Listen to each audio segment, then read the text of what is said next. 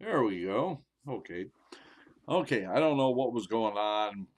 For some reason, the my updater was keeping me from actually turning the microphone on. But we got it now. Me take my back up and put my backup back up. No. Okay. There we are. So let's start all over again. Erev Tov, everyone. It is 8 p.m. Actually, it is 8:02 p.m. here on the east side of the United States, here on the diaspora. This is the House of Seven Beggars. Therefore, it must be the Torah study in depth with Rabbi A. Good to have you all here. Let's see what we have in the chat room. Simcha, I saw your note. Hope everything works out for you and the family. And that's why we record the shows, so you can actually watch them later. Kelsey Lynn is with us. David, Regina, our synagogue president for many, many years. And Richard D is again with us. Marshall, and probably others to come. Okay, so as you know, we have been studying the Sefer Shemot and Rashi's commentary. We have gotten as far as chapter 18, verse 13. But before we actually continue on there, we are going to delve into a little bit of Talmud this evening in honor of the Omer, which, we are 2 minutes, or actually 4 minutes past Shkia, which is the actual official sunset, and we are officially into the 19th day of Nisan, which makes it the 4th day of the Omer. So, in honor of the Omer, we are going to study a little bit of Talmud tonight. So, this is what we are going to be studying. So, okay. So, let us get right to it. Let's see what else we got. Let's see what we got going in the chat room here. Yes, I know there was no sound. Yeah. Okay.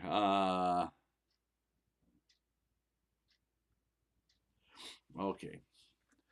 So, the central part of the of this tractate goes like this. Herschel, the son of Rabbi Krostovsky, was a clown. He, Rabbi Krostovsky, threw him, the sun, out. When Bartus came from the state in which Springfield is, Bartus said to him, Rabbi Krostovsky, hasn't it been taught, with regards to a child's inclinations, the left hand should push away and the right hand should bring close? He responded, yes. He said to him, should we not learn that from this that a person is obligated to forgive his son? He responds, the verse states, however, honor your father and mother. What did Bartus do at that moment? He said to Lisa, his sister, there is no hope.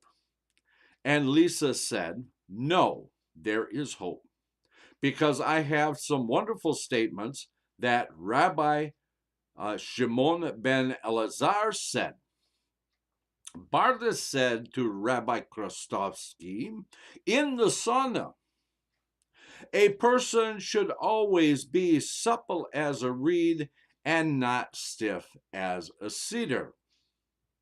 He responded, Joshua states, you shall meditate on the Torah all day and all night. At a circumcision, he said to him, Who will bring redemption? The jesters. He said to him, from this you bring a proof? Barta's sister, Lisa, became distraught, and she said to him that which Rabbi Sammy Davis Jr. said. Barta said to him, Rabbi Krostovsky, didn't a great man say, Israel is a strange people? I mean, to say that I have heard of persecution, but this is shocking. But at the end of 2,000 years that they waited and held on and struggled, they made it. End quote. He responded, who taught thus, Rabbi Hillel? He responded, no. Judah the Pious? No. Maimonides? No. The Dead Sea Scrolls? No. Rather, it was Rabbi Sammy Davis Jr., an entertainer like your son. He, Rabbi Krostovsky, said to Bartus, the candy man? Perhaps I've been mistaken. Immediately, he forgave his son. Now, let us return to the statement itself. What does it mean, Bartus said to him? Rather, it should read, Lisa said. For Lisa was a Talmud scholar, and she brought up statements in the first place. Rather, since she said them to Bartus, and he said them to Rabbi Krostovsky, since Bartus said them to Rabbi Krostovsky, the story said Bartus said to him. This is obvious. And when asked the question, why did it ask the question? Since Lisa was a Talmud scholar, the one who says something in the name of a person who said it originally brings redemption to the world. As Rabbi Elazar said in the name of Rabbi Hanina, anyone who says something in the name of a person who said it originally brings redemption to the world. As it is written, and Esther said to the king in the name of Mordecai. So let us go back and let's jump back to some of these sources. So if we go back to here, where it regards, he, Rabbi Krostovsky, threw him out. Actually, it goes a little farther on. Okay. He should have said, should we not learn from that a person is obligated, or, I'm sorry, with regard to a child's inclination, the left hand should push away and the right hand should bring close. The sources Sota, Tractate Sota, Folio 47a, Sanhedrin, Folio 107b. However, note that the text isn't exactly as it appears. See the commentary in Tosafot, which we will get to.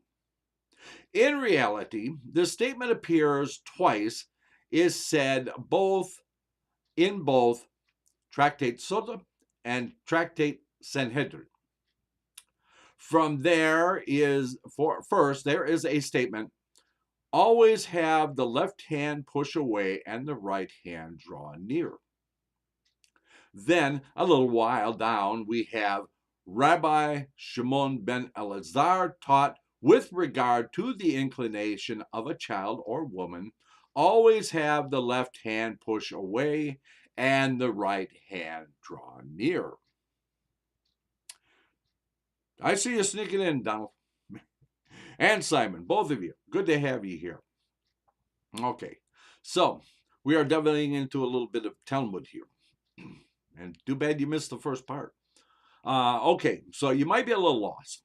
Okay, so anyway, always have the left hand push away and the right hand draw near.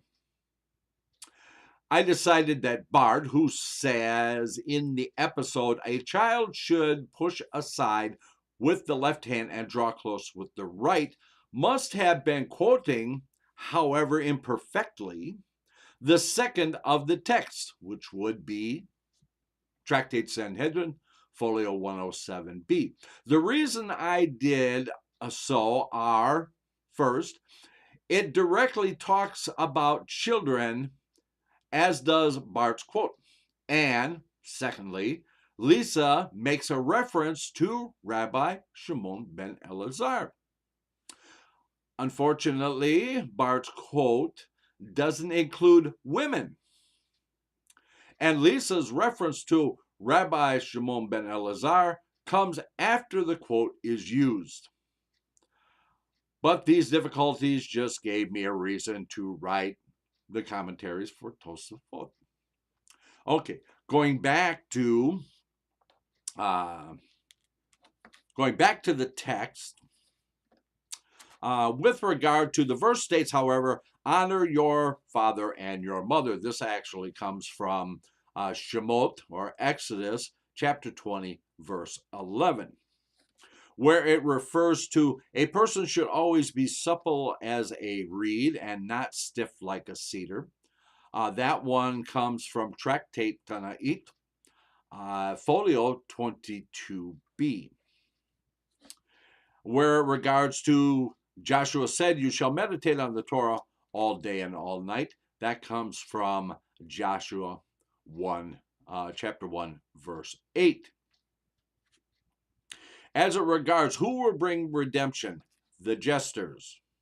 This statement appears to be taken from Tanait, folio 22a, where a certain two entertainers are identified as being worthy of the world to come.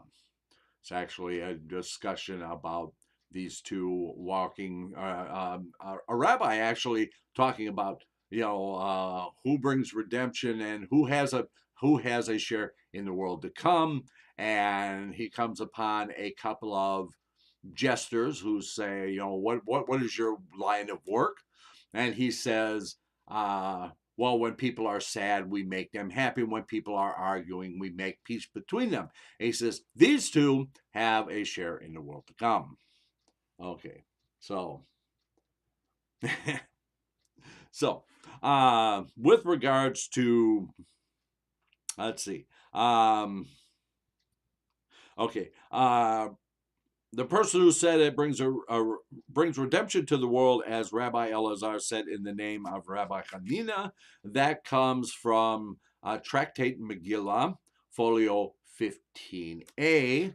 And finally, where it says, and Esther said to the king in the name of Mordechai, that comes from Esther chapter 2. It would be the Megillat Esther, chapter 2, verse 22. So now, just going along with how we've been doing with the Torah study, let's go into a little Rashi here. Okay, where it goes into, in the translation, it says, he, Rabbi Krostovsky, threw him, the son, out. Rashi goes on to comment, not the actual Rashi, of course, because there is no honor in being a clown. As it is said, the clown has become a king, and the prophet has become a clown. That actually comes from Yeh Tov, David Bozma, composer and singer, lyrics by Yehonan Geffen. Okay. Regarding to Bartos, who came from the state in which Springfield is, that Springfield is in, the commentary here says, and there is no state that does not have a Springfield. One of the great mysteries of the Simpsons series is where is Springfield located? And the name was chosen specifically because every state has a Springfield. Okay. So, with regard to the statement about with regard to a child's inclination, Thus, we read, with regards to the inclination of a child or a woman, this is the language of obligation. Okay. But the verse stated to say that since a son who is a clown does not honor his father, the father is not obligated to forgive him. And where regards to, and you shall meditate on the Torah all day and all night, you shall meditate upon it, and a clown doesn't study Torah. As it regards Bartas coming to Rabbi Christovsky at the circumcision, the commentary goes on to say Rabbi Christovsky was a mohel. But no, that it is not proper to talk to a mohel during the circumcision. And all you guys out there can understand why. Okay. So he said to him, "Who taught thus?" This is basic. This is going back to Rabbi when Barta says to him about the quote from Rabbi Sammy Davis Jr. And he asked him who wrote this, who said this, who taught this, because it is a great statement. And that's the statement that, but at the end of 2,000 years, and they waited and held on and struggled, and they made it. End of quote. Okay. Rabbi Kochalovsky goes on to ask him several questions. Was it Rabbi Hillel? Was it Rabbi Judah the Pious? Was it Maimonides? Was it the Dead Sea Scroll? According to the commentary here, Maimonides, I don't know who he is. Okay. The Dead Sea Scrolls, I don't know what this is. Okay. So there is some further commentary regarding these. Maimonides lived in 1135 to 1204. Rashi died in 1105. So Maimonides lived after Rashi died in 1104. Hence why it says it's the commentary is supposed to be Rashi, and it says Maimonides. Obviously, Rashi could not know who Maimonides is as we think of Maimonides, because Maimonides wasn't born until 30 years after Rashi's passing. Okay. The Dead Sea Scrolls, and again, says, I don't know what this is. Again, Rashi passed away in 1105, and the Dead Sea Scrolls were not discovered until the mid 20th century. I don't know exactly what the date was. Okay, so the Candyman, referring to Sammy Davis Jr. and one of his famous songs. The Candyman, this is said with shock. Gavra Katin means Candyman in the foreign tongue.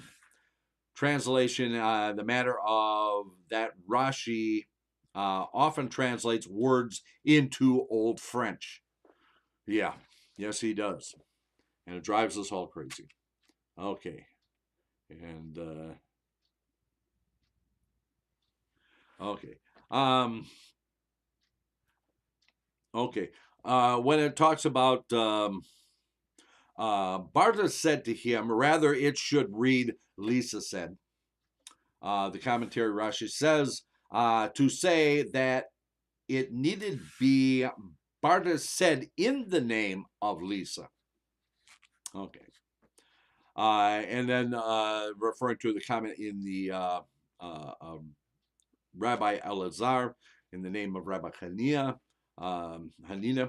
that said in the first place, because she knew the statement of the Tanaim, the early rabbis, It is simple. And that is reference to, it is simple. Now I got to find it. I had it and I lost it.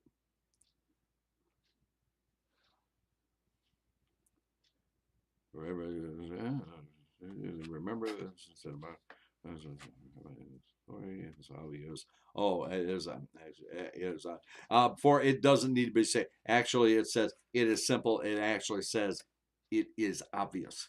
For it does not say, or it doesn't need to say, Bartus said in the name of Lisa, for it is known that Bartus doesn't speak words of Torah by himself because he is not a Torah scholar at all.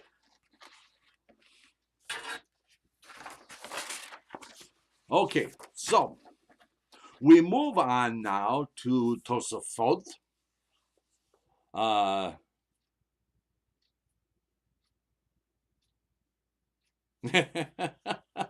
Kelsey Lynn says Springfield was also used in the G.I. Joe series for that same reason. Every state has one. But I'll tell you what, I think the key is that the city right next to Springfield, which is, I gotta remember,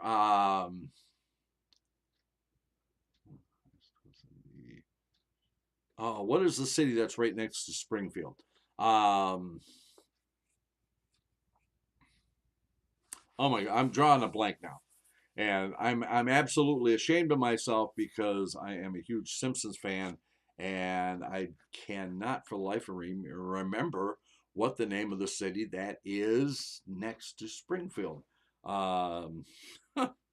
Okay, somebody will bring it in, and then I'll finish up my dissertation on where I believe Springfield is, because there's a couple of clues in the show itself.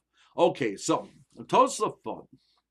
This translation also engages in some commentary. If even after reading my commentary, the writers you still, and the writer is actually Noah Gradovsky. Okay. Springfield, New Mexico. Nope. You will be very surprised at where I believe it actually is, and it's actually because of the city that is next to Springfield, which for the life of me, it's driving me crazy that I can't think of what the name of the city is. Okay, so anyway.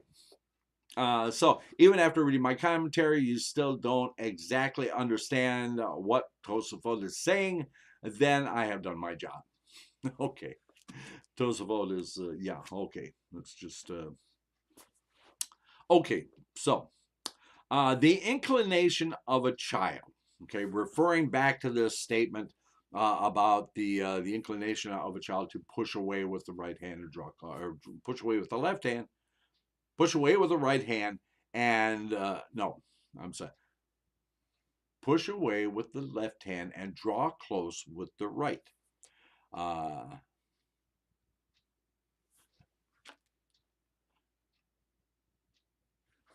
Okay, so this refers the inclination of a child. This refers to an obligation of forgiveness. And in Tractate Sota 47a and Sanhedrin 106b, there is the inclination of a child and a woman. The left hand should push away and the right hand should draw near. And Rashi reads thus in our text as well, and said that all of this is the language of obligation. In other words, he's obliged to forgive his son. I keep looking to see if anybody actually brings it, puts the name in. Okay, because it is going to drive me crazy if I don't. Okay, so the inclination of a child and a woman, the left hand should push away and the right hand should draw near. And Rashi reads thus in our text as well, and said that all of this is the language of obligation. And in all our text of this text, there is not a word woman. Rabbi Yitzhak explained that it must be the forgiving a child is an obligation, and forgiving a wife is optional. This actually absolutely astounds me that this person was able to get these rabbinic scholars together to actually write this thing. It's amazing. It's absolutely amazing. I just love this thing. I bring it out during the Omer every year. This is the first time we've actually done it as part of a study. Okay, so Rabbi Yitzhak, which is one of the people who are actually commenting on here, explained that it must be forgiving a child is an obligation, and forgiving a wife is optional. And this is and on this, our men rely when they don't forgive their wives. Okay, this just kind of gives you a glimpse into how these discussions and stuff all come about in the Talmud, this rabbinic discussion that happens over like a 400-year period, which I find the Talmud absolutely just fascinating for this, taking something to its most extreme to determine that if the answer that you give here in the commonplace, if it still applies when you take it to the extreme point, then it must be the correct interpretation. And still, nobody has given me the town that is next to Springfield. Okay, still waiting. Somebody look it up, please. Please, somebody look up what is the town next to Springfield. Okay, so, okay, that Rabbi Shimon, the son of Elazar, said, but Bardas doesn't quote Rabbi Shimon, the son of Rabbi Elazar, later. And the statement that was brought originally that with regard to the inclination of a child, etc., is a statement of Rabbi Shimon, the son of Rabbi Elazar.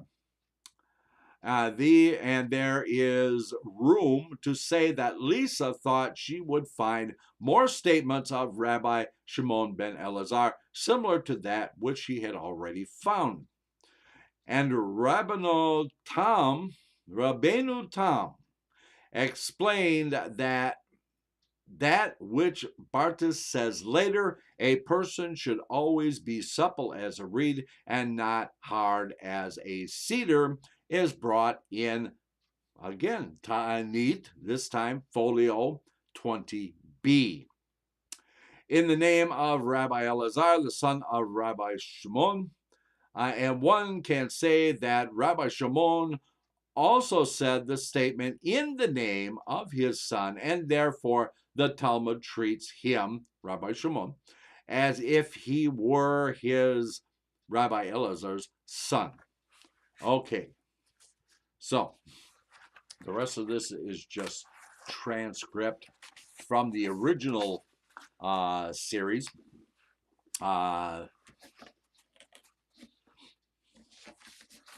So that concludes our introduction to the. I hope you enjoyed it.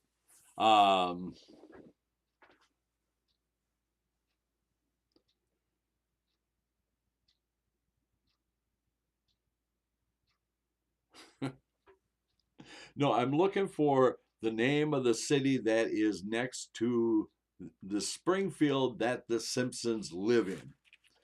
We may not get to Rashi if I cannot get the answer, because it is going to absolutely drive me crazy.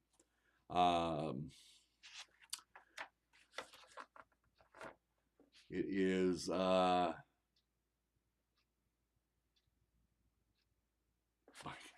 can't think of it. I just cannot think of it. Okay, so anyway. So what I think we'll do is I want to cover this. Where this actually came from. There is a website which I have been going to for years. The website's been around since 2002. It was put together by Brian P. Roseman.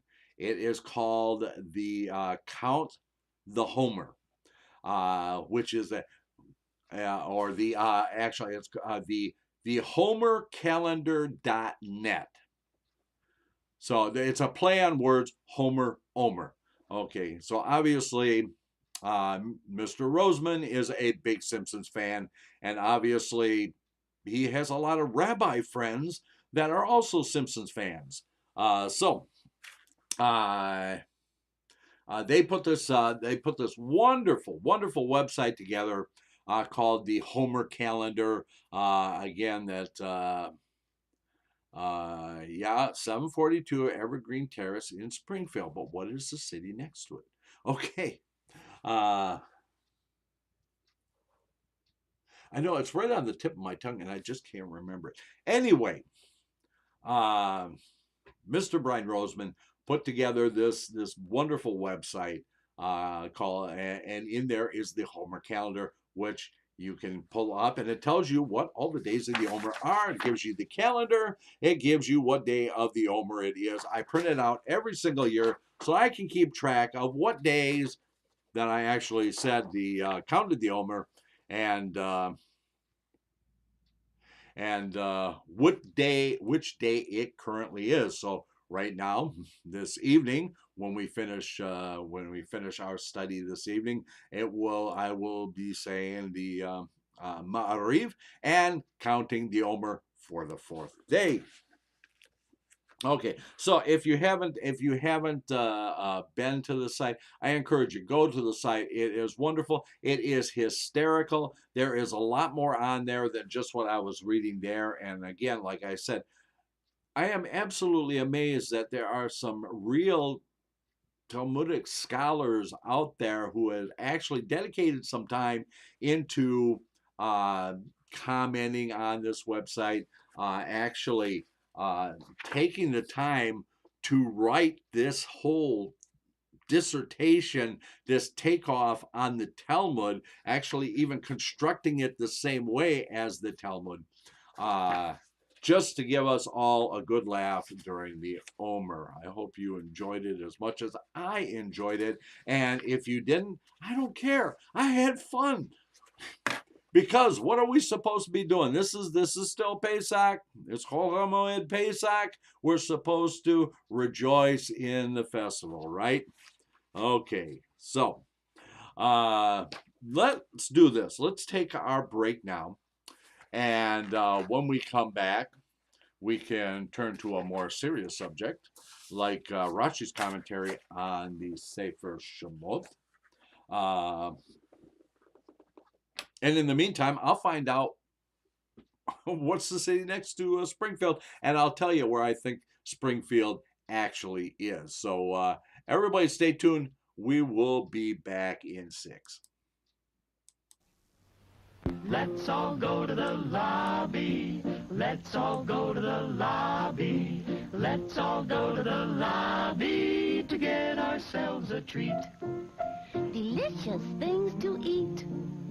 The popcorn can't be beat. The sparkling drinks are just dandy. The chocolate bars and the candy. So let's all go to the lobby to get ourselves a treat. Let's all go to the lobby to get ourselves a treat. It's intermission time, folks, so hurry, hurry, hurry. Step right over to our refreshment center for the most extravagant array of refreshment goodies ever assembled under one roof. Enjoy breathtaking, mouth-watering goodies, everything from a snack to a delicious full meal. At our refreshment center, you'll find a large variety of goodies to satisfy your hunger, your thirst, or your sweet tooth. So hurry, hurry, hurry. Visit our refreshment center now. The show starts in 5 minutes.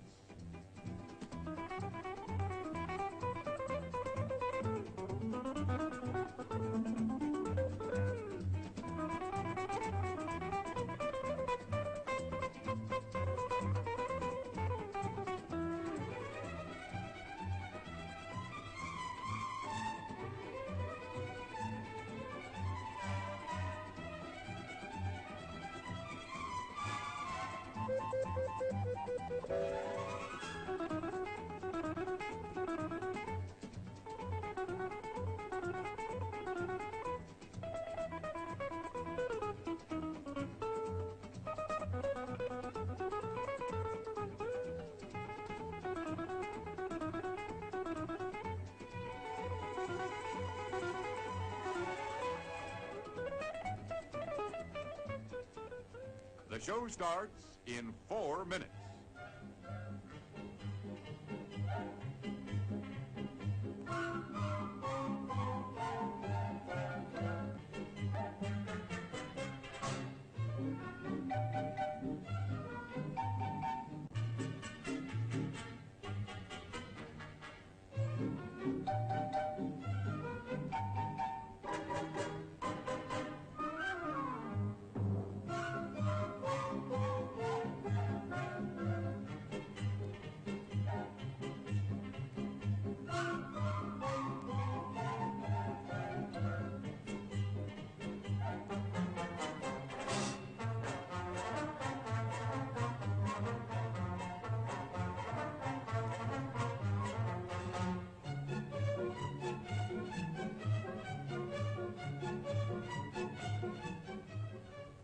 The show starts in 3 minutes.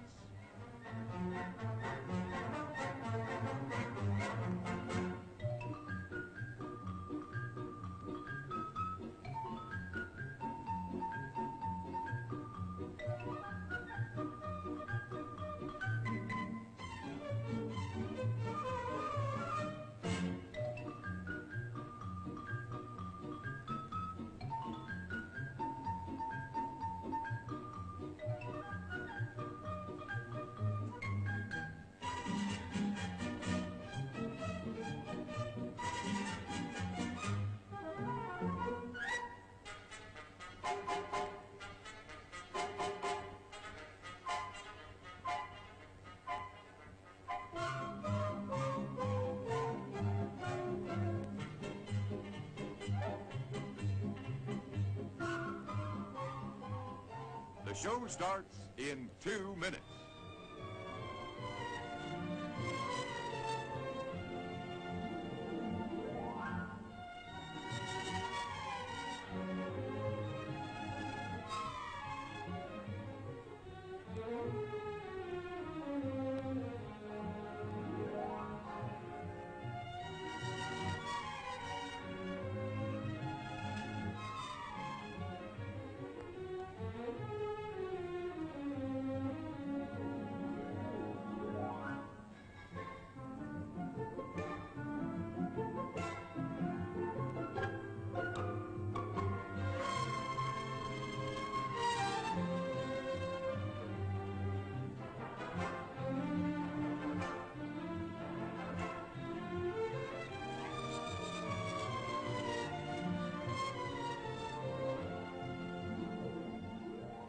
The show starts in 1 minute.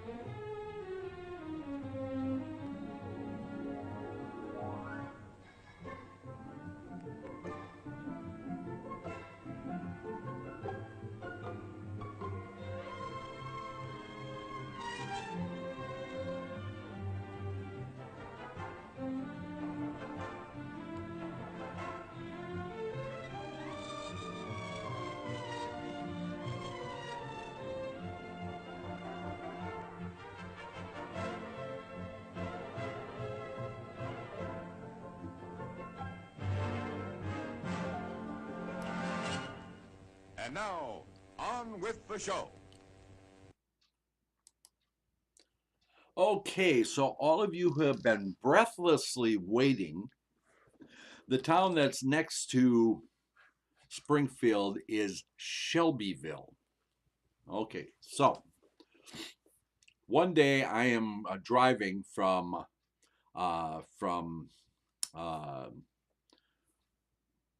uh, what was it? London, Kentucky, I'm going from London, Kentucky, and I have to go to a client's place in Chicago, Illinois. And I'm driving up the expressway to go from Kentucky to Illinois. And I come through and I'm driving up there, and all of a sudden I see a sign that says, next exit, Shelbyville.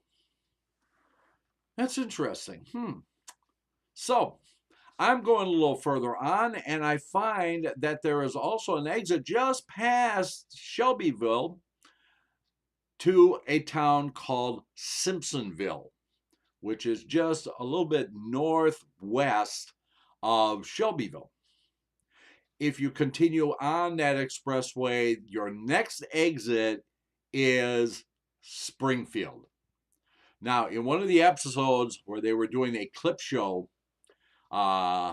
with being narrated by Troy McClure, that was they real briefly, real quickly said something about this family from northern Kentucky. So now we know that Springfield, that where the Simpsons live, is in northern Kentucky because it fits the profile. There is a town just south of it, which is called Shelbyville, and just to the southeast from there is a little town called Simpsonville. So there you got it. That's my theory about where the Simpsons where Springfield, where the Simpsons lives, actually is located, northern Kentucky. So there you go. That's my theory. Now let us continue with Rashi. Okay, so Baruch atah Adonai Eloheinu melech haolam asher kiddushanu b'mitzvotav v'tzivanu l'asok b'divrei Torah. Seriously, I hope you really enjoyed that. I always have gotten a kick out of that, and I just wanted to share that with you, especially since we are in the county of the Omer right now. I thought it was kind of appropriate to do it. So anyway, there you go. Okay. So we left off the last time we were here because we weren't here last week because we were busy, as most of you were, getting ready for Pesach, which I hope you all had a wonderful Pesach. And again, my apologies because we had some technical difficulties, some technical issues with the computer that we were not able to broadcast second night Seder as we had hoped to. Hopefully we'll be able to remedy that situation for next Pesach. It was just kind of a fluke. We just could not get things to hook up correctly. Okay, so in the Rashi's commentary, we are in the Sefer Shemot, which is Exodus. This is actually from Parsha Yitro, chapter 18. We left off at verse 13. And I stopped here because this is one of my favorite parts in all of Shemot, where the whole justice system is set up, and I didn't want to break off in the middle of this. So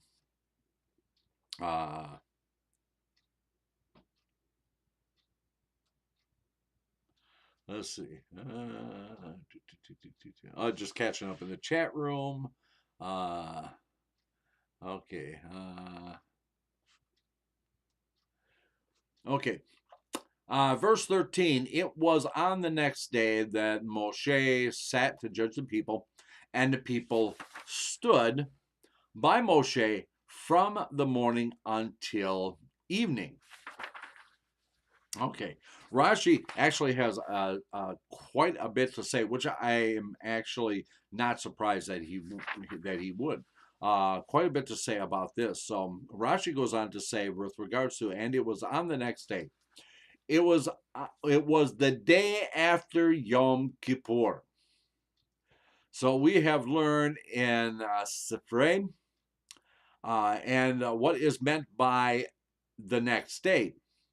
It is the day after Moshe descended from the mountain after having received the second set of tablets on Yom Kippur. You are forced to admit that it is impossible to say that the next day means anything but the day after Yom Kippur. For before the giving of the Torah, it is impossible to say. And I make known the statutes, etc., as those statutes were not yet given then.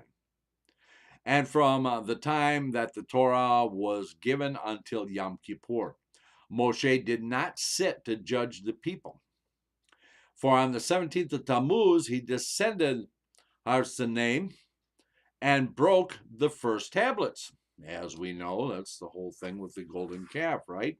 And the following day, he ascended the mountain early in the morning and stayed on the mountain for 80 days. And he descended on Yom Kippur. Rashi goes on to say, thus, this passage is not written in chronological order, as many parts of the Torah are not. As it says, it was on the next day, was not said until the second year. Even in the opinion of one who says that Yitro came and joined the Israelites before the giving of the Torah, his being sent off to his land, mentioned in verse 27 before the revelation at Har Sinai, did not take place until the second year. For it says here, and Moshe sent his father-in-law, and he went off to his land. And we find in the passage immediately following the travel of the tribes under their respective standards that Moshe said to Yitro, we are traveling to the place, etc. Please do not leave us. If the incident of Yitro's return related to verse 27 had taken place before the giving of the Torah, once Moshe had sent Yitro off and he had gone, where do we find in the Torah that he returned, which could have accounted for Moshe requests during the second year that he stayed? If you will say that there, it does not say Yitro, but rather Hobab. And remember, we talked about the 5, 7, 8 names that Yitro is actually referred to. Hobab, and Hobab was Yitro's son. This cannot be the case, for Hobab and Yitro are one in the same. As it is written, from the sons of Hobab, the father-in-law of Moshe. And again, a lot of people go, well, why does he have so many names? Well, it kind of depends on, what the situation is. I mean, depending on the situation, some people may call me Dad. Some people may call me husband. My wife usually refers to me by other names. So, there could be quite a few. My parents would refer to me as son, and so on and so forth. So, all these different names that Yitro is referred to actually refers to the situation that they're in. Okay, so let's see.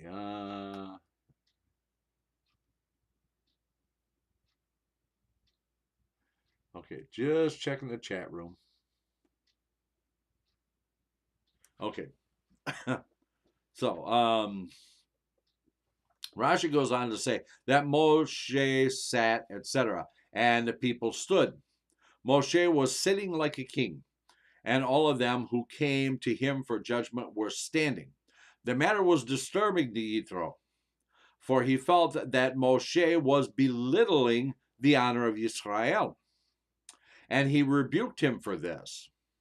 Moshe was, as it says in the next verse, why do you sit alone while all those who come before you stand?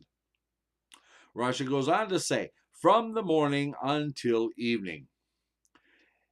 Is it possible to say this? Could Moshe possibly have been involved in nothing but judging the people for the entire day? We're Jews. But this teaches us that any judge who renders a true judgment truly, even for a short time, is considered by Scripture as if he is engaged in Torah study all day, and as if he had become a partner with the Holy One, blessed is he, in the act of creation, about which is said, and there was evening and there was morning. One day. Okay. Going back to the additional commentary on here, with regards to, we have learned this in Sifrei. This does not appear in our text of Sifrei. It is found, however, in the Mechilta. Some Rishonim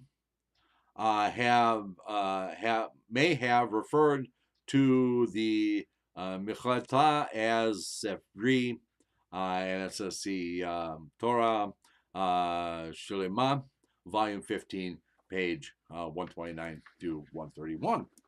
Okay. With regard to the next day, let's see if I can find the actual quote here. Why they make those numbers so very small? This and the other one, they were a little bigger. Okay, there was and what is meant by the meaning of the next day? Further commentary says, why does the Torah call it the next day when it is not the day which follows the events described in verse 12? It's basically asking the question. Continuing on, just some reference to other verses. Let's see. Okay, that's the next one. Okay. So now, okay. And Moshe did not sit to judge the people. Referring to Yom Kippur. That wasn't given until Yom Kippur, so he was not judging the people prior to that. Okay, so the further commentary says, thus it was impossible to say that this verse refers to the day after the Torah was given, but before Yom Kippur, for this section of the Torah is about Moshe judging the people. So he can't judge the people if they don't know the laws, and the laws didn't happen until the giving of the Torah. Okay. Let's see. Okay. He stayed on Har Sinai for 80 days, and he descended on Yom Kippur. Further commentary on this says, thus, during the entire period between the revelation on Har Sinai and Yom Kippur, Moshe was on Har Sinai, with the exception of the time he descended to give the Israelites the first tablets. Therefore, he could not have begun judging the people until after Yom Kippur. Okay, continuing on. This passage is not written in chronological order.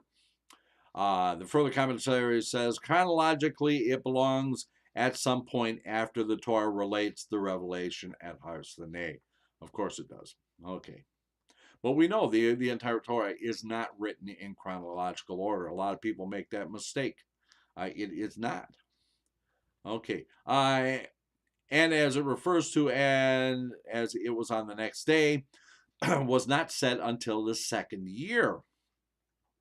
The next day referred to must have taken place in the second calendar year after the Exodus. The year starts from Tishrei, the month in which Yom Kippur falls, not before the giving of the Torah at Har Sinai, which took place in the first calendar year.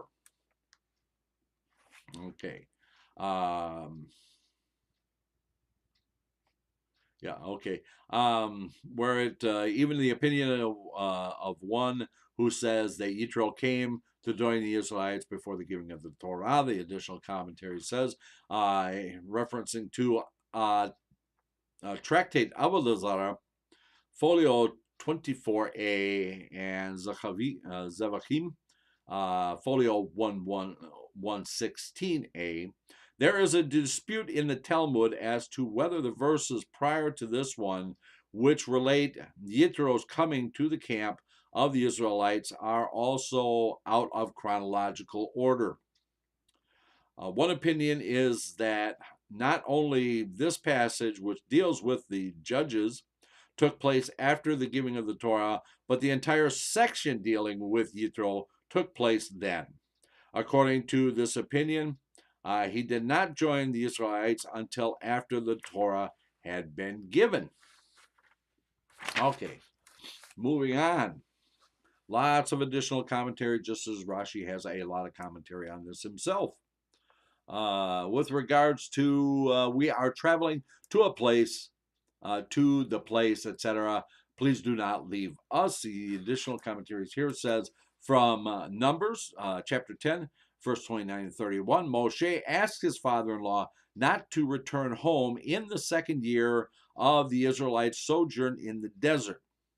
Thus, verse 27 of this chapter, which tells of Yitro's return home, cannot refer to a time before the Torah was given. Okay. There. Okay, so yeah.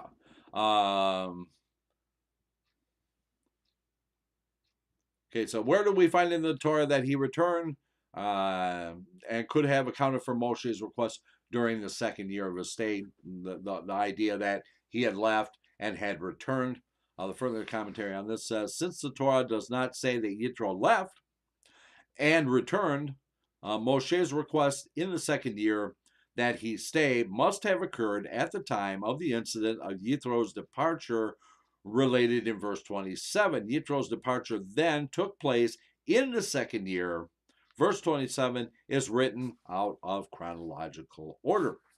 Rashi is interested in proving that verse 27 is written out of chronological order for the following reason. As noted, there is a dispute in the Talmud and the Midrash as to whether Yitro joined the Israelites before the giving of the Torah or afterwards. If he arrived before the Torah was given, verse 1 through 12 appear in their proper chronological position. If Yitro did not come until after the Torah had been given, the entire incident dealing with Yitro, including the advice about the judges, is not in its proper chronological position.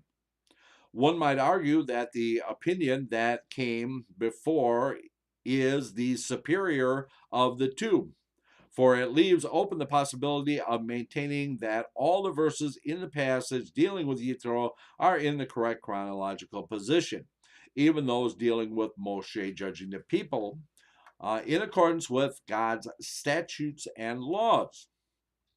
For it might be argued that although the Torah had not yet been given at the time of Yitro's arrival, some laws had already been given at Marah. That which was back in chapter 15. These could be the statutes and laws referred to. The verses dealing with Yitro's advice to Moshe regarding the judges could then have taken place in the interim between Marah and the giving of the Torah. Rashi therefore takes pain to prove that even according to the opinion that holds that part of this passage is in correct chronological position, at least part of it is not in its chronological position. As a result, the opinion should not be considered decidedly superior. Okay. With regards to Oh, that Yitro, but rather Hobab, and the whole thing about Hobab being Yitro and stuff.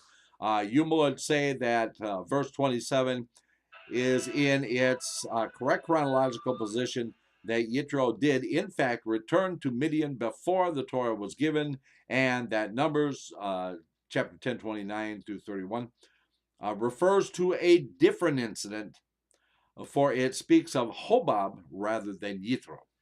And again, Rashi goes in to explain why Yitro is Hobab. Okay. We go on here to see. Let's see. Okay. About which regarding to the what the judge being a partner with the Holy One in creation, and considering studying the Torah all day and stuff. Referring back to Genesis chapter 1, verse 5, 8, and 13, the words morning and evening that appear in our verse also appear in those verses about the creation. This indicates a connection between the two topics. Okay, so there is no commentary on 14, and I just want to catch up in the chat room here. I hate missing. Sometimes I miss a lot of stuff in here. So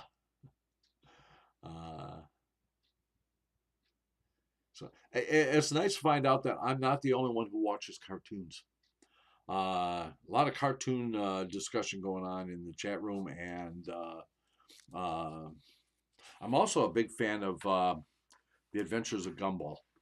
Just so you know. Okay, so we're going from verse 14 right into verse 15. The father-in-law of Moshe saw everything that he was doing to the people. He said, what is this thing that you do to the people? Why do you sit alone with all the people standing by you from morning to evening? Verse 15, Moshe said to his father-in-law, because the people will come to me to seek God. Okay, Rashi goes on to say, because the people will come. This phrase should be understood as because the nation comes, as if it were in the present tense. To seek God.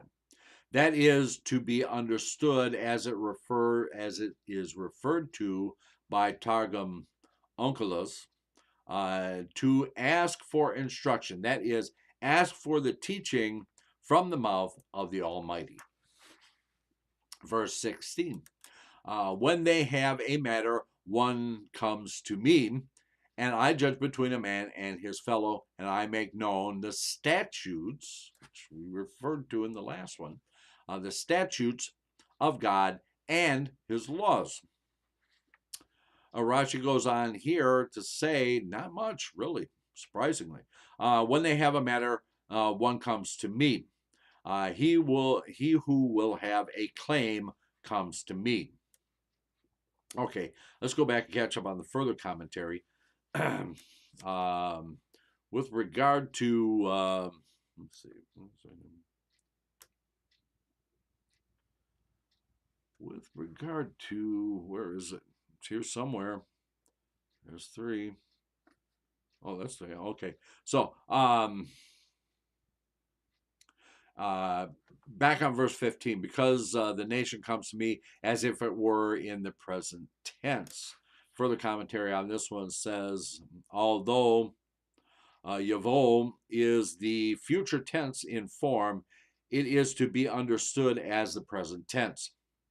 If the future tense were meant literally, then the people had not yet come. If so, how could Moshe be sitting in judgment?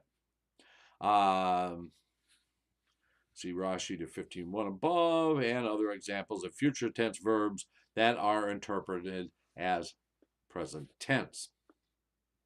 Okay, with regard to and ask for the teaching from the mouth of the Almighty. The further commentary on this says the phrase in Onkelos renders to ask for instruction from before God. Similar phrase elsewhere in Scripture means to pray. such as in Isaiah 55 and 50, verse 6, or to ask a prophet to prophesy, as in Genesis 25:22, and see Rashi there, Be'er Yitzhak. Okay. Going on to verse 16, the further commentary, he who will have a clean comes to me. The further commentary on that says, when there is a disagreement between the pronouns they in the first clause and he in the second. Rashi resolves this by explaining that they, two parties, are involved in a matter which requires adjudication, but only the plaintiff takes the initiative in coming to the judge. The wording of Rashi is grammatically difficult. Yeah, no kidding. Seriously? I needed somebody to tell me that. Okay. The first phrase of his comment is in the future, he who will have, while the second phrase is in the present, comes to me. The first printed edition of Rashi, however, reads, he who will have the claim will come to me. Okay, good to know, good to know. Okay, so we're on to verse 17 here. The father-in-law of Moshe said to him, the thing that you do is not good. Straightforward and to the point. Okay, Rashi goes on to say, the father-in-law of Moshe said, Scripture gives him a respectful title, father-in-law of the king. Okay, further commentary on this one says, the Torah has referred to Yitro as the father-in-law of Moshe many times in the previous verses without eliciting comment from Rashi. But here, Rashi feels that it would be more appropriate to call him his father-in-law rather than the father-in-law of Moshe, as the Torah did in its last reference to Yitro, and Moshe said to his father-in-law. Okay, verse 18. Chapter 18, verse 18. Double high. Okay. You will surely weary. Oh, I'm sorry. You will surely weary you as well as this people that is with you, because the matter is heavier than you. You will not be able to do it alone. Rashi goes on to say, you will surely weary. This is to be understood as it is rendered by Targum Onkelos and an expression to be taken in the sense of withering. Flester, okay, here I go. I'm gonna is Maureen in the no, she's not good. She won't hear me actually totally dismantle Old French. Flestre in Old French, whatever that means. And the word navel in the phrase, and the leaf withered, and as the leaf withers from a vine, which withers through sun and through frost, and so it is strength is enfeebled and it becomes worn out. Okay, you as well. The apparently superfluous as well allows us to include Aharon and Hur and the 70 elders. Okay, because this matter is heavier than you. The matter's weight is greater than your strength can bear. Okay, so further commentary on this. With regards to, let's skip the Old French there. The strength is enfeebled and becomes worn out. The further commentary says thus, the Targum rendered rendition of this verb in the context of our verse of becoming worn out is related to the basic meaning of the verb withering. Okay.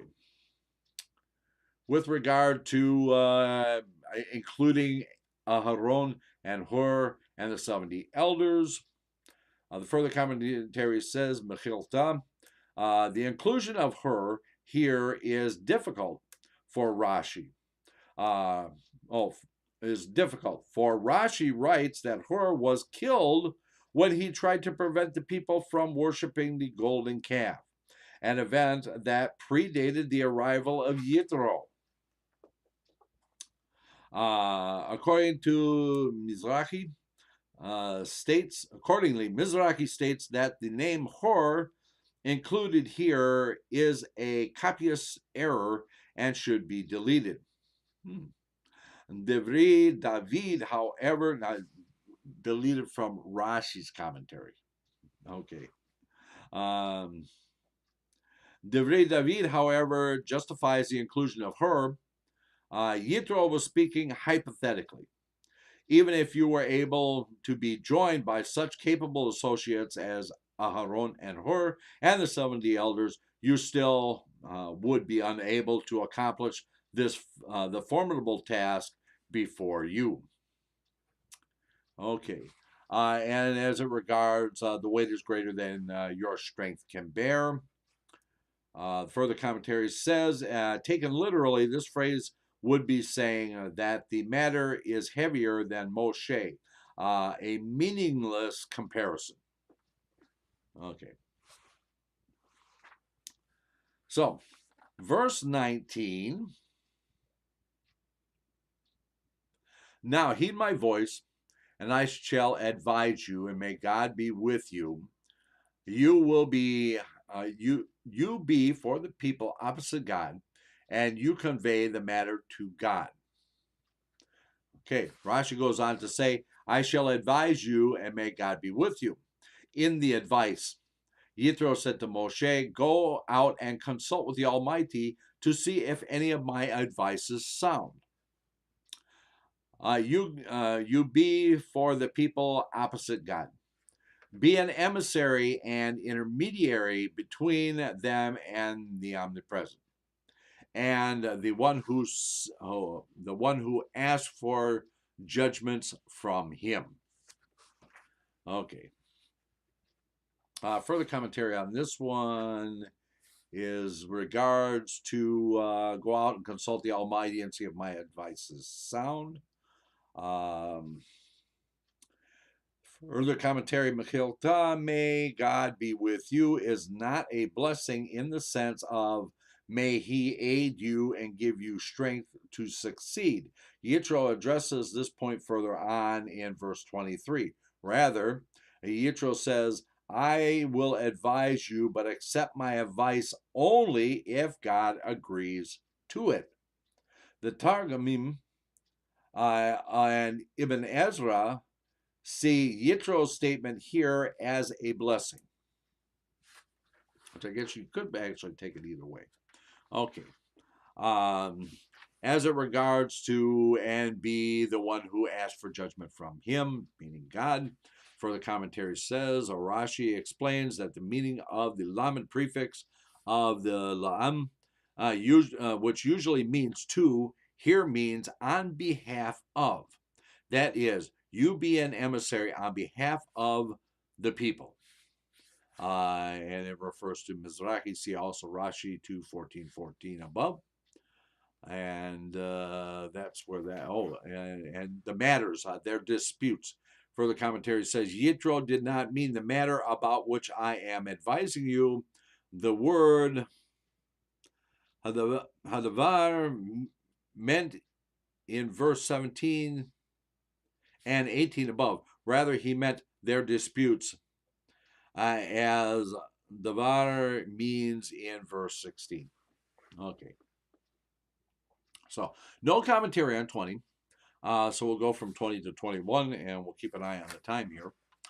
You shall caution them regarding the decrees and teachings, and you shall make known to them the path on which they should go and the deeds they should do. Verse 21, and you shall see from among the entire people men of means, God-fearing people, men of truth, people who despise money, and you shall appoint them leaders of thousands, leaders of hundreds, leaders of 50s, and leaders of 10s. Okay. Rashi goes on to say, and you shall see, by means of the Holy Spirit which is upon you, men of means, this means rich men, who have no need to flatter or show recognition or to play favorites. Men of truth, these are men who inspire confidence, for they are worthy enough of their words to be relied on. Choose such men, for thereby their words will be heeded. Who despise money, that is, that they hate their money that is in litigation, such as the one of whom we have said in the Talmud, any judge from whom money is taken away through litigation is not a judge. Leaders of thousands. Well, let's face it. A rich man cannot be bribed, right? You can't bribe a rich man. Okay. Leaders of thousands were 600 of these leaders for 600,000 adult male Israelites. Remember, they count from 21 years of age and up, and there were 600,000. Okay, so leaders of hundreds. These were of these there were 6,000. Leaders of 50s, 12,000. And leaders of 10s, 60,000. It's a lot of judges. Okay. Further commentary on this one says that you shall see by means of the Holy Spirit which is upon you. The further commentary says from Mechilta, when used in the Chumash, the root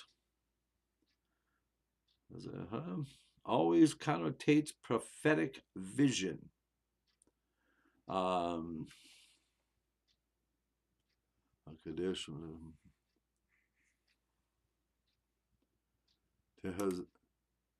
Tehazeh. Va'ata tehazeh. You shall see. Okay. Rich men. With regard to rich men, Rashi also points out the meaning of the word ha'il in his commentary to Genesis. A number of places here, and I'm not going to list them all out. You're not going to look them up anyway. Let's see, where's the next one? Okay. That is that they hate their money that is in litigation, referring to those who despise money. The further commentary says they are willing to part with money even when it is rightfully theirs, if the claimant could present a case that would win in court. This could occur, for example, if they do not have witnesses or other evidence to support their defense, which they know to be the truth. Okay. Any judge from whom money is taken away through litigation is not a judge, for the commentary says. This refers back to Tractate Bava Batra, folio 58b. This holds true even if it is subsequently shown that the money was rightfully his. Let's see. The leaders of thousands, the 600,000 adult male Israelites. The further commentary on this one says the seemingly unnecessary figures are given to indicate that the judges themselves are counted among the thousands, hundreds, fifties, and tens. If they were not, there would have been fewer judges. Variant text of Sanhedrin, folio 18a. See Mesoras HaShash there, based on Midrash Techuma to Parsha Mishpatim, which I'm sure you all just knew that already, right? Okay. And the leaders of tens, 60,000, again referring back to Tractate Sanhedrin, folio 18a. Okay.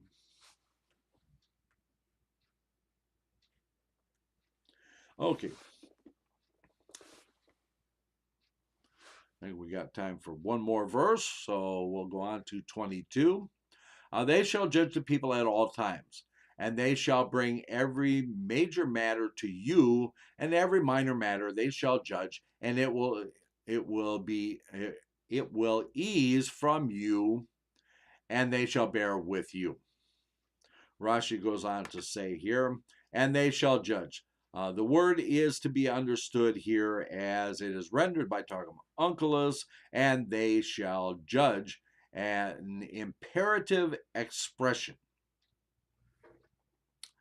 And it will, maybe if we just go along and read that commentary, it might make a little more sense. Okay, so the extra commentary on that one is that Rashi teaches that the prefix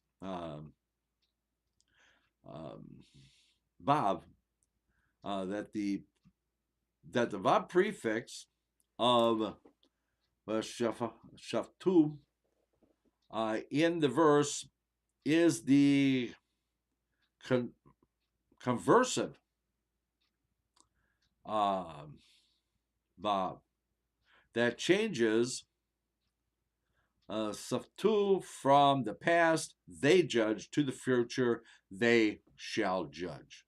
Contrast this with Targum Onkelos on the same word in verse 26, and see Rashi there. Rashi does not mean that the word is in the imperative form. It is a future tense form, but it represents a command which could be expressed in a future tense because it speaks of a time beyond the present. Okay, good to know. And it will ease upon you. This means the matter of appointing judges for the people is intended to ease the burden of judgment from upon you. The hakel denotes ongoing action, like the word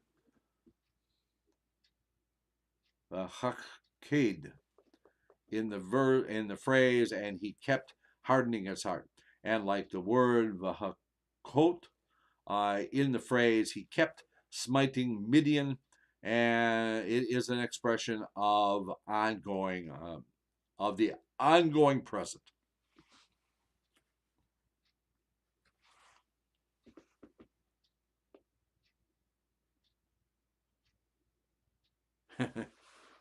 Good to hear, Donald. Good to hear. It's always there. Okay, so this goes into grammar. I am not going to go into grammar tonight. I am sorry. No, Rashi. I will not go into grammar tonight. It's a festival. It's a holiday. We're supposed to be joyful.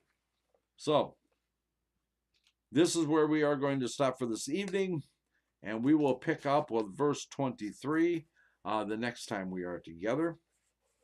Don't forget, we did not have a class. Actually, not a class. A discussion. The old rabbis discuss was not on Monday because for two reasons. Number one, it was it was still Pesach. It was not the time to do a Havdalah for the first 2 days of Pesach. At the point we would have had the class.